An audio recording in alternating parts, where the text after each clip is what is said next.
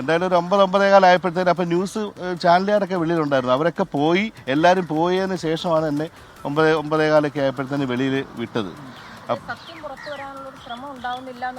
അതെ, ഇവർ സത്യം അന്വേഷിക്കാനല്ല എന്നെ വിളിച്ചു വരുത്തിയത്. ഇപ്പം ഇവർക്ക് എന്തോ ഒരു ഫ്രെയിം ചെയ്ത് എന്നിൽ നിന്ന് കിട്ടാനുള്ള ഒരു സ്റ്റേറ്റ്മെൻറ്റ് എടുക്കുന്ന രീതിയിലാണ് എന്നെ വിളിച്ചു വരുത്തിയത്. അങ്ങനെയുള്ളൊരു കാര്യം ആയിട്ട് എന്നോട് ചോദിച്ചിട്ടുമില്ല.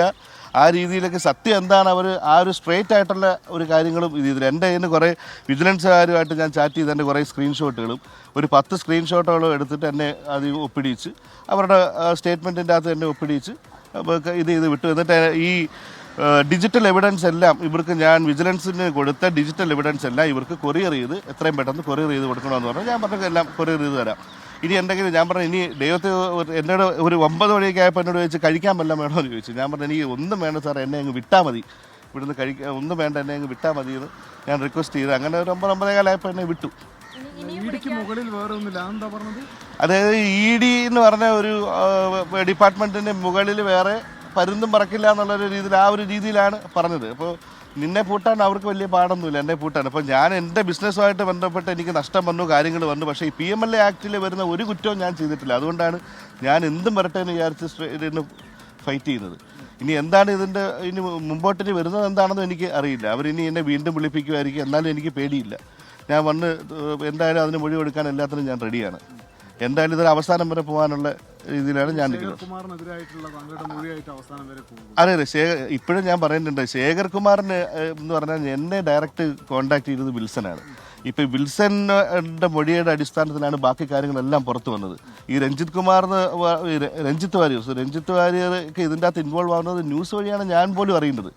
അപ്പോൾ ഇത് എന്ന് പറയുന്നത് എനിക്ക് പ്രൈമറി ആയിട്ട് കിട്ടിയത് ഈ വിൽസനാണ്. ബാക്കി എല്ലാ വിജിലൻസ് അവർ എത്തിയ അവരുടെ ഫോൺ സംഭാഷണങ്ങളും ബാക്കി ഡിജിറ്റൽ എവിഡൻസിലൂടെയും കണ്ടുപിടിച്ച കാര്യങ്ങളാണ്. ഇത് ഇവർ ചോദിക്കുന്നത് ഞാൻ ഇവരുമായിട്ട് ഡയറക്റ്റ് കോൺടാക്ട് ഇല്ലല്ലോ, പിന്നെ എങ്ങനെ ഇവൻ ഇതിൻ്റെ അകത്ത് ഇതാവുക എന്നൊക്കെയുള്ള രീതിയിലാണ് ഇവർ ചോദിക്കുന്നത്. തീർച്ചയായിട്ടും ഞങ്ങൾ വെളിയിൽ ഇറങ്ങിയിട്ട് ഞാനും എൻ്റെ അഡ്വക്കേറ്റും കൂടെ ഇവന്മാരും വല്ല വണ്ടി ഇടിച്ചോല്ലേ ഞങ്ങൾ എന്തെങ്കിലും ചെയ്ത് കഴിഞ്ഞാൽ ഞാനില്ലെങ്കിൽ പരാതിക്കാരനില്ലെങ്കിൽ കേസില്ലല്ലോ, ഞങ്ങൾ ഓടുമായിരുന്നു അവിടുന്ന്. കാര്യം വിജനമായൊരു സ്ഥലമാണ്. അത് കഴിഞ്ഞിട്ട് അവിടുന്ന് ഞങ്ങൾ ഓടി വന്ന് ഉബർ വിളിച്ച് അതിൻ്റെ അകത്ത് കയറി ഞങ്ങൾ പോയത് അവിടുന്ന് പോരുമായിരുന്നു. അതെ, അത് ഓൾറെഡി ഞാൻ ഇൻഫോം ചെയ്തിട്ടുണ്ട് കാര്യങ്ങളായിട്ട്. ഇനിയിപ്പോൾ അവിടെ എന്നെ വിളിച്ചിട്ടുണ്ട്, വിജിലൻസിനും വിളിച്ചിട്ടുണ്ട്. അവിടെ ചെന്ന് എന്താണെന്ന് വെച്ചാൽ അന്വേഷണം അവരെ പൂർണ്ണമായിട്ട് സഹകരിക്കും.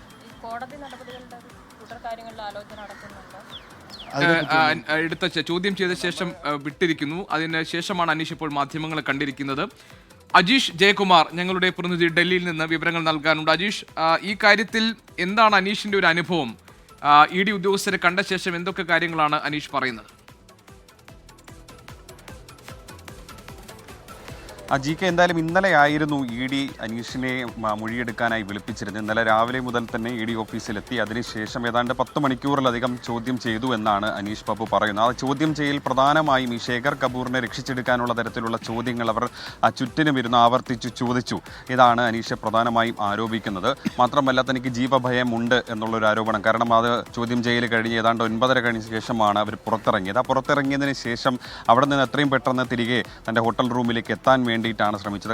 കാരണം ഏതെങ്കിലും തരത്തിലൊരു അപകടമുണ്ടായാൽ പോലും അത് പരാതിക്കാരനില്ലെങ്കിൽ കേസ് തന്നെ തള്ളിപ്പോകും. ആ ഒരു സാഹചര്യത്തിൽ തനിക്ക് ജീവഭയമുണ്ട് ദില്ലിയിൽ തുടരാൻ എന്നുള്ളൊരു ആരോപണം കൂടി അദ്ദേഹം ഉന്നയിക്കുന്നുണ്ട്. എന്തായാലും പ്രധാനമായും ഈ കേസിൻ്റെ പരാതിക്കാരൻ EDക്കെതിരെ ഉന്നയിക്കുന്ന ഒരു കാര്യം, ഈ കേസിൻ്റെ പ്രധാനമായിട്ടുള്ള കുറ്റാരോപിതനായ ശേഖർ കുമാർ, ആ ശേഖർ കുമാറിനെ രക്ഷിച്ചെടുക്കാനുള്ള ഒരു തന്ത്രപ്പാടാണ് ED നടത്തുന്നത്. കാരണം ED ഇക്കാര്യത്തിൽ ഒരു ആഭ്യന്തര അന്വേഷണം നടത്തുന്നുണ്ട്. കാരണം വിജിലൻസ് കേസ് ഒരു EDയുടെ ഒരു പ്രധാനപ്പെട്ട ഉദ്യോഗസ്ഥനെടുത്ത ഒരു പശ്ചാത്തലത്തിൽ EDയുടെ ഒരു ആഭ്യന്തര അന്വേഷണം നടക്കുകയാണ്. ആഭ്യന്തര അന്വേഷണത്തിൻ്റെ ഭാഗമായിട്ടാണ് പരാതിക്കാരനായ അനീഷിനെ ഡൽഹിയിലേക്ക് വിളിപ്പിച്ച് മൊഴിയെടുത്തത്. എന്തായാലും ഈ മൊഴിയിലുടനീളം ഈ ശേഖർ കുമാറിനെ രക്ഷിച്ചെടുക്കാനുള്ള ചോദ്യങ്ങളാണ് ആവർത്തിച്ച് ചോദിച്ചത് എന്നാണ് ഈ മൊഴിയെടുപ്പിന് ശേഷം ഇപ്പോൾ അനീഷ് ബാബു വ്യക്തമാക്കിയിരിക്കുന്നത്. എന്തായാലും വീണ്ടും നോട്ടീസ് അയക്കാനുള്ളൊരു സാഹചര്യം കൂടി മുന്നിലുണ്ട്. എന്തായാലും അദ്ദേഹം ഇന്ന് രാത്രി തന്നെ കേരളത്തിലേക്ക് പോകും. വിജിലൻസുമായിട്ട് അന്വേഷണം ഈ കേസുമായി ബന്ധപ്പെട്ട തുടർ നടപടികൾ അത് തുടരും എന്നാണ് അനീഷ് പറയുന്നത്. GK.